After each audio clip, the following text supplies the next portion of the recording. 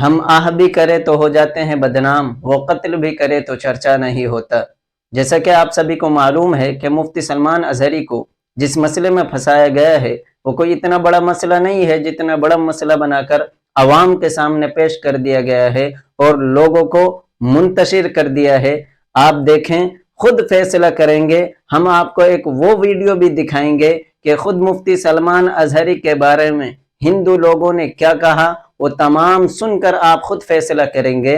हम उससे पहले एक बात कहना चाहते हैं कि अगर मुफ्ती सलमान अजहरी के इस शेर से एक समुदाय को ठेस पहुंची है तो आप उस समुदाय के बारे में क्या कहेंगे जिन्होंने खुले आम खुले तौर पर ये नारे लगाए कि जब मुल्ले काटे जाएंगे राम राम चिल्लाएंगे, जब मुल्ले काटे जाएंगे राम राम चिल्लाएंगे। तो इसके बारे में आप क्या कहेंगे? अगर मुफ्ती सलमान अजहरी के इस शेर से एक समुदाय को ठेस पहुंची जिस शहर में किसी का नाम तक नहीं लिया गया, तो आप उस समुदाय के बारे में क्या कहेंगे जो खुलेआम नाम ले लेकर एक समुदाय को कह रहे हैं जब मुल्ले काटे जाएंगे राम राम चिल्लाएंगे। अगर मुफ्ती सलमान अजहरी के इस शेर से वो गिरफ्तार कर लिए जाते हैं तो उनके ऊपर भी क्या हुक्म आयद होना चाहिए, आप खुद फैसला करें। और हम आपको जो वीडियो दिखलाने जा रहे हैं, खुद हिंदू भाइयों ने मुफ्ती सलमान अजहरी के बारे में क्या कहा, आप खुद समाअत फरमाए और फैसला करें। मौलाना मुफ्ती सलमान पर कार्रवाई हुई है, 2 दिन के रिमांड पे भेजे गए हैं, 4 धाराओं में मुकदमा लिखा गया। देखिए, मौलाना सलमान ने गलत बोला, उन्होंने कुत्ता कहा, कुछ इंसान अपने आप को समझ लिए। मीडिया वाले चला रहे हैं, दिल को ठेस पहुंचाया है। अरे मौलाना सलमान इससे दिल को ठेस नहीं पहुंचा था क्या? इन्होंने नारा नहीं दिया था जब मुल्ले काटे जाएंगे तो राम राम चिल्लाएंगे? किसका नारा था ये बताओ? ने दिया था। आतंक के मंदिर के अंदर भड़वा कटवा मुल्ला न जाने आतंकी क्या क्या बोला जाता है, कार्रवाई नहीं होती है। एक मौलाना एक शेर पढ़ देता है, उसके ऊपर टोपी लगी होती है, उस टोपी को भी संविधान देख लेता है, कानून देख लेता है, जिसके आंख में पट्टी लगी होती है वो भी देख लेता है कि मुसलमान है। अगर उसके जबान गंदे है, आज तक मैंने नहीं देखा कि किसी भड़काऊ भाषण देने वाले के ऊपर एटीएस गई हुई कार्रवाई करने, पुलिस जाती है कार्रवाई करने। एटीएस का अधिकार किसने दे दिया भड़काऊ भाषण पे कार्रवाई करने के लिए? मुसलमान इस देश में टीआरपी बन गया है, जिसको टीआरपी चाहिए, चाहे स्टेडियम टीआरपी चाहिए, मुसलमानों को गाली दीजिए। राजनीति में अपना कद बढ़ाना है तो मुसलमानों को गाली दीजिए, धर्म में अपना कद बढ़ाना है तो मुसलमानों को गाली दीजिए। बिना मुसलमानों के इस देश में कोई काम नहीं होता। मौलाना मुफ्ती सलमान अजहरी को गिरफ्तार किया गया और उसके बाद बताया गया कि उन्होंने भड़काऊ भाषण दिया है। ये तो पहले भारतीय जनता पार्टी अपने पार्टी में सुधार करे। अबे न्यू हैदराबाद के एक टी राजा साहब हैं, टी राजा वो कितना अभद्र जो है टिप्पणी करते हैं और उस पर ट्वीट करते हैं, तो उनको शर्म आना चाहिए। पहले अपने पार्टी में सुधार करिए तब दूसरे को ऊपर देखिए।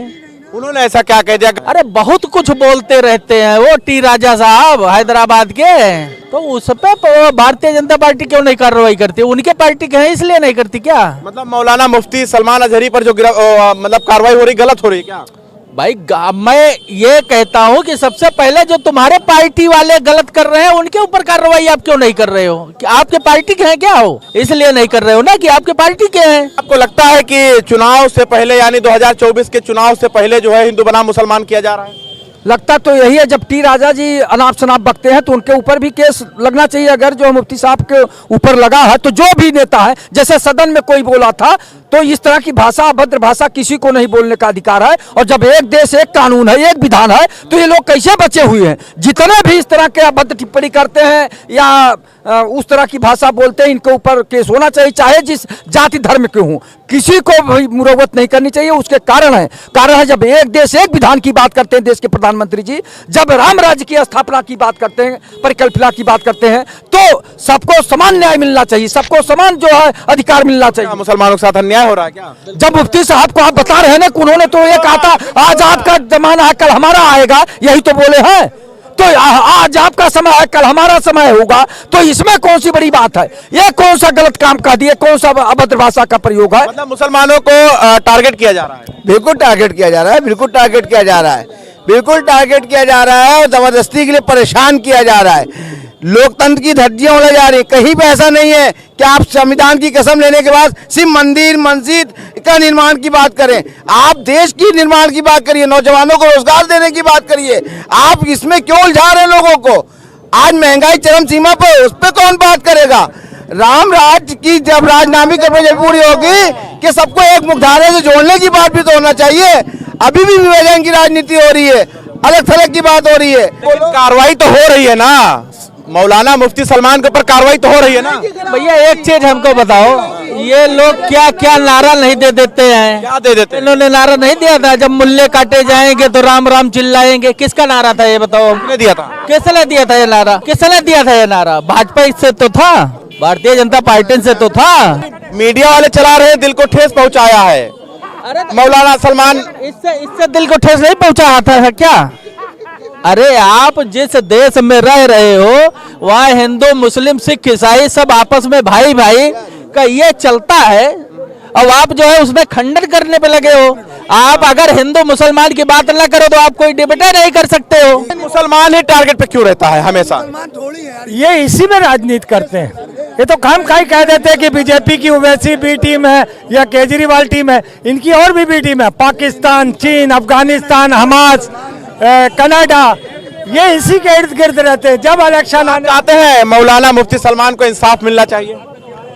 जाहिर सी बात है, अगर भाजपा के जैसे हैं लोग हैं जो राजा हैं और जो अभी हमने बताया था दानिश को गाली देने वाला जो सांसद है, अगर उस पर कार्रवाई नहीं है तो इन पर भी नहीं होनी चाहिए। चाहते हैं मौलाना मुफ्ती को जो है वो इंसाफ मिलना चाहिए।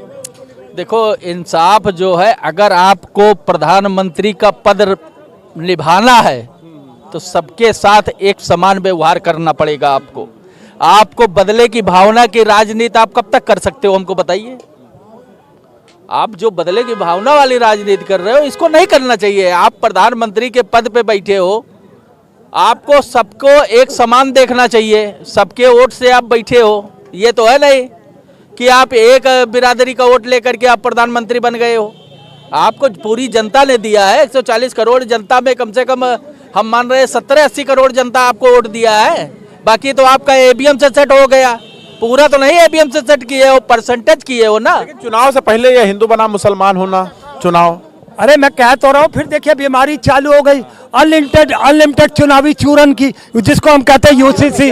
जो यूसीसी है एक्चुअल में वो है यूनिफॉर्म ऑफ सिविल कोड है, यूनिफॉर्म सिविल कोड, ठीक है, मगर भाजपा के हिसाब से वो अनलिमिटेड चुनावी चूरन है। मौलाना मुफ्ती सलमान पर कार्रवाई हुई है, 2 दिन के रिमांड पे भेजे गए हैं, 4 धाराओं में मुकदमा लिखा गया उनके ऊपर। देखिए मौलाना सलमान ने गलत बोला, उन्होंने कुत्ता कहा, कुछ इंसान अपने आप को समझ लिए। उनको नहीं कुत्ता शब्द यूज करना चाहिए। उनको तो दूरदर्शन न्यूज चैनल के सुरेश चौहान की भाषा बोलनी चाहिए थी, क्योंकि दूरदर्शन न्यूज के जो बोलते हैं वही भाषा उनको बोलनी चाहिए। अगर वो गैर कानूनी होता, दूरदर्शन न्यूज वाले भी, सुरेश चौहान भी जेल में होते, ये भी जेल में होते। इनको कुत्ता शब्द का इस्तेमाल कतई नहीं करना चाहिए था, क्योंकि कुछ कुत्तों को बुरा लग गया। कुछ कुत्तों को बुरा लग गया, जाहिर सी बात है। मैं तो एक शेर था, उन्होंने वो शेर पढ़ा, वो शेर कुत्तों पे था। अरे जहरीला, आतंकवादी, अलगावादी, पता नहीं क्या क्या टाइटल से उनको नवाजा जा रहा तो उनको भी जेल में होना चाहिए। जो बोल रहे हैं सुरेश चौहान 3 दिन से क्या भूख रहे हैं, उनको अगर कुत्ता ना कहा जाए, क्या भोग रहे हैं? अगर सुरेश चौहान को कुत्ता ना कहा जाए तो क्या कहा जाए? मैं सवाल पूछता हूँ, जिस तरह की जहरीली भाषा वो भूख रहे हैं, उनको कुत्ता ना कहा जाए तो क्या कहा जाए? ऐसे ही लोगों को तो लोग कुत्ता कहते हैं। देहाती भाषा है भाई, हम गांव में बसते हैं, देहाती भाषा है कि ऐसे लोगों को कुत्ता ही कहा जाता है। मैं भी कुत्ता कहता हूँ सुरेश चौहान को, ऐसे नफरती लोगों को। भी जेल चले जाएंगे? मुझे जाने में कोई डर नहीं है। गांधी जी भी जेल गए थे, नेहरू जेल गए थे, मोदी जी भी मुझे लगता है जेल गए कि नहीं गए ये नहीं पता, लेकिन ज्यादातर लोग जेल ही में होके आए तब प्रधानमंत्री बने, तभी प्रधानमंत्री बनते हैं। लेकिन ना तो वो नेता है मौलाना सलमान, और ना ही कोई राजनेता है, वो सिर्फ और सिर्फ एक धर्म गुरु हैं। भाई वो एक शेर कहे थे, वो कुत्तों पे शेर था। मुझे नहीं लगता इसमें कोई संविधान की खामियां थी, नहीं लगता कि कोई, वो भी ठेस पहुंचाया गया, बता रहे हैं, दिलों को ठेस पहुंचा है लोगों के। सुरेश चौहान मेरे दिल को ठेस पहुंचा रहे हैं, किसकी हिम्मत है कि मेरे दिल के जो ठेस पहुंचा रहा है सुहेल चौहान, किसकी इस देश में औकात है कि सुहेल चौहान को जेल में भेज दे? इस देश में किसकी औकात है, मैं पूछना चाहता हूँ। और किसी की औकात है कि सुहेल चौहान को जेल में भेज दे? नहीं भेज सकते क्या? किसी की औकात नहीं है सुहेल चौहान को जेल में भेजने की। औकात होती तो वो आज 3 साल 4 साल पहले ही जेल में चला गया होता, क्योंकि सुहेल चौहान जो बोलता है भारत सरकार उसको कानून समझती है और जो सोचता है उसको संविधान समझती है, इसीलिए वो जेल में नहीं है। तो आपको लगता है कि वो जो है कार्रवाई सिर्फ और सिर्फ मुसलमानों पर हो रहा है? मुझे लगता है कि सिर्फ और सिर्फ मुसलमानों को कार्रवाई हो रही है देश में। वही भाषा कोई और बोलता है, कार्रवाई नहीं होती। वही भाषा मुसलमान बोल देता है, कार्रवाई हो जाती है। कानून की आंखों पे जो पट्टी बंधी हुई है, वो एक पट्टी थोड़ा ऊपर बंधी हुई है, उसमें से देख लेती है कि ये मुसलमान है कि हिंदू है। उस छोटे से छेद से कानून की आंख में जो पट्टी बंधी होती है, उसके अंदर छोटा सा छेद है, वो देख लेती है कि ये हिंदू बोल रहा है कि मुसलमान बोल रहा है, तभी तो कार्रवाई हो रही है। कुत्ता शब्द इस देश में स्टूडियो में बैठ के बोला जाता है, आतंकी कह के बोला जाता है पार्लियामेंट के अंदर, कटवा कहा कह के बोला जाता है पार्लियामेंट के अंदर, भड़वा कहा जाता है पार्लियामेंट के अंदर, जिसको मंदिर कहा जाता है, मंदिर के अंदर में बैठ के बोलने वाले पे कार्रवाई नहीं होती। जिसे लोकतंत्र का मंदिर कहा जाता है, उस मंदिर में उस लोकतंत्र का अपमान किया जाता है, फिर भी कार्रवाई नहीं होती, क्योंकि कानून के आंख में जो पट्टी है ना, पट्टी की छेद से देख लेता है कि मुसलमान बोल रहा है कि हिंदू बोल रहा है। अनदेखी हो रहा है, अनदेखी, लगातार अनदेखी हो रही है। मैं तो वही बोल रहा हूँ, जो लोकतंत्र के मंदिर के अंदर भड़वा कटवा मुल्ला न जाने आतंकी क्या क्या बोला जाता है, कार्रवाई नहीं होती है। एक मौलाना एक शेर पढ़ देता है, उसके ऊपर टोपी लगी होती है, उस टोपी को भी संविधान देख लेता है, कानून देख लेता है। जिसके आंख में पट्टी लगी होती है वो भी देख लेता है कि मुसलमान है, वो भी एटीएस पकड़ के ले जाती है। सवाल मेरा ये बनता है कि अगर उसके शब्द गलत थे तो एटीएस को किसने अधिकार दिया हो, तो पुलिस कार्रवाई होनी चाहिए थी ना। देशद्रोही का कानून तो लगता नहीं कि एटीएस जाएगी उसको पकड़ने। अगर उसके जबान गंदे हैं, आज तक मैंने नहीं देखा कि किसी भड़काऊ भाषण देने वाले के ऊपर एटीएस गई हुई कार्रवाई करने, पुलिस जाती है कार्रवाई करने। एटीएस का अधिकार किसने दे दिया भड़काऊ भाषण पे कार्रवाई करने के लिए? कानून जिसको जिस तरह चाहती है लपेटती रहती है। नाजायज फंसाया जा रहा है, नाजायज फंसाई जा रहा है, नाजायज, सरासर नाजायज। इस देश का आम नागरिक की धारणा है कि मुफ्ती सलमान नाजायज फंसाए जा रहे हैं, मुफ्ती सलमान नाजायज फंसाए जा रहे हैं, नाजायज फंसाए जा रहे हैं, क्योंकि चुनाव करीब है। भारतीय जनता पार्टी बिना मुसलमानों के नफरत के बिना वो सत्ता में नहीं आ सकती। उनकी कुर्सी डगमगाती हुई दिख रही थी, इसीलिए मुसलमानों से नफरत पे स्टार्ट कर दिया गया। आपको क्या लगता है?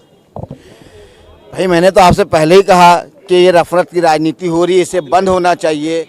आप देखिए कि मौलाना साहब पकड़ लिए गए। आप बताइए, जो संसद जनता चुनती है, जनता के द्वारा संसद में आदमी जाता है, उसके खिलाफ अशब्द बोला जा रहा है, उसका कुछ भी नहीं हुआ। तमाम संसद जो है अभी बीच में निकाल दिए गए, कोई भाजपा के कोई नहीं निकाले गए, संसद विपक्ष के लोग निकाले गए। ये राजनीति जो है, ये राजनीति बहुत गड़बड़ हो रही है, देश के लिए खतरा है, हमारे नौजवानों के लिए। कैसे एक साथ हिंदू मुसलमान चलेंगे? आगे चल के ऐसा ना हो कि यही नफरत जो है सरकार मजबूर हो जाए एक दूसरे पे लाठी डंडे चलवाने। आपको लगता है कि हिंदू बनाम मुसलमान चुनाव कराने की फिराक में लगी है भारतीय जनता पार्टी? देखिए, टीआरपी की दौड़ चल रही है। टीवी स्टूडियो में मुसलमानों को गालियां बिना उनकी टीआरपी नहीं बढ़ती। बिना गाली के, बिना मुसलमानों को गाली दिए हुए किसी भी जो मेन स्ट्रीम मीडिया है उनकी टीआरपी नहीं बढ़ती। बरकती है क्या मुसलमान? मुसलमान इस देश में टीआरपी बन गया है। जिसको टीआरपी चाहिए, जिसको टीआरपी चाहिए, चाहे स्टूडियो में टीआरपी चाहिए, मुसलमानों को गाली दीजिए। राजनीति में अपना कद बढ़ाना है तो मुसलमानों को गाली दीजिए। धर्म में अपना कद बढ़ाना है तो मुसलमानों को गाली दीजिए। बिना मुसलमानों के इस देश में कोई काम नहीं होता। मतलब मुसलमान हर जगह पर पिसता है। तो मुसलमानों के बिना किसी का कोई काम नहीं चलता। चाहे मुसलमानों का धर्म स्थल हो, उसके बिना भी काम नहीं चलता। चाहे मुसलमान हो, मुसलमानों से रिलेटेड मोहब्बत है। पूरे देश की राजनीति से लेकर मीडिया घराना तक, सब कारपोरेट से लेकर सब कुछ मुसलमानों के इर्द गिर्द घूमता रहता है, उसी का चक्कर लगाता रहता है। तभी उनकी टीआरपी भी मिलती है, तभी उनकी राजनीतिक कद भी बढ़ता है, तभी मतलब जब बड़ी मीडिया का टीआरपी डाउन होने लगता है तो फिर ऐसे मुद्दे लेकर आ जाती है। फिर ऐसे मुद्दे चाहिए। टीआरपी का पैसा कमाना सबको, सत्ता में सबको कब्जा करना है। सांसद विधायक बनना है तो मुसलमानों को गालियां देना स्टार्ट कर दीजिए, लोकसभा विधानसभा का टिकट लीजिए और सांसद विधायक बन जाइए। चलिए, शुक्रिया। तो मौलाना मुफ्ती सलमान अजहरी पर हम डिबेट कर रहे थे, लोगों से बात कर रहे थे। आपकी क्या राय है कमेंट बॉक्स में बता दीजिएगा। बने रहे हमारे साथ, देखते रहे 24 तक न्यूज़, जनता का इनके साथ।